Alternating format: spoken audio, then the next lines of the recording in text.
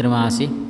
Ini ada pernyataan sejauh mana seorang murid itu boleh taklid sama gurunya. Sebenarnya taklid itu mutlak tidak boleh. Sebenarnya taklid itu mutlak tidak boleh. Jadi ada istilahnya taklid, ada istilahnya tabi. Jadi ada istilahnya taklid, ada istilahnya pengikut. Itu berbeda. Karena kalau taklid itu tidak tahu asal usulnya. Yang penting nek gurune mesti benar, ini taklid. Tapi kalau mutabi, dia mengikuti gurunya karena gurunya memang punya hujjah.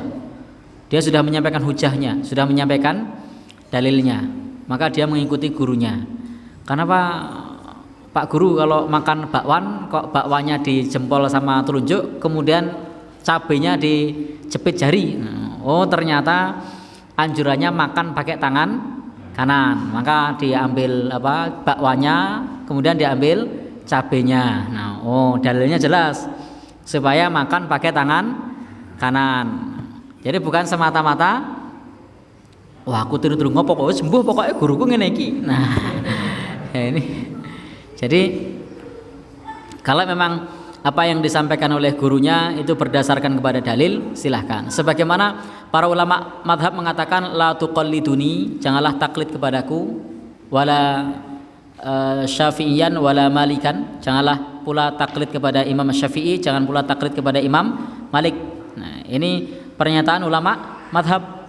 Tetapi perintahnya adalah untuk mengikuti qala Allah, kemudian qala Rasulullah sallallahu alaihi wasallam. Jadi silahkan bagi seorang murid ketika melihat sesuatu dari gurunya tersebut tidak semata-mata taklid, tetapi ketika kita tahu asal usulnya walaupun tidak apal, itu namanya bukan taklid. Jadi ketika tahu sumbernya, tahu dalilnya meskipun tidak hafal. Kita tidak hafal tentang dalil makan pakai tangan kanan. Lalu melihat gurunya makan bakwanya di sini, dipegang ini, cabenya di sini.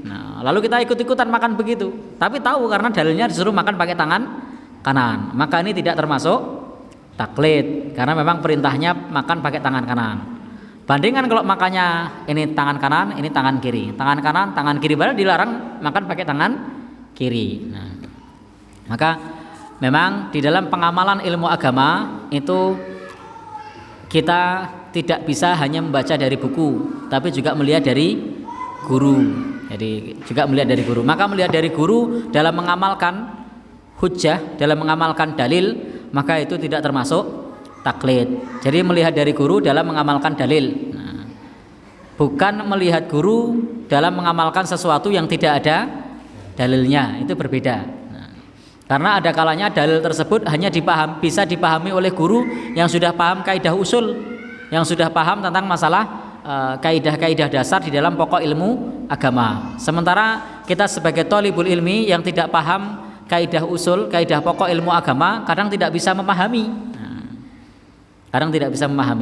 Jadi melihat gurunya misalnya pada saat hari Jumat ketika kumandang adzan kok langsung sholat 2 rakaat, karena kita tidak paham kaidah usul, tidak ngerti. Pokoknya nek weruh ustadz atau pak guru di hari Jumat pada saat adzan langsung sholat 2 rakaat, aku tiru-tiru. Ini namanya taklid.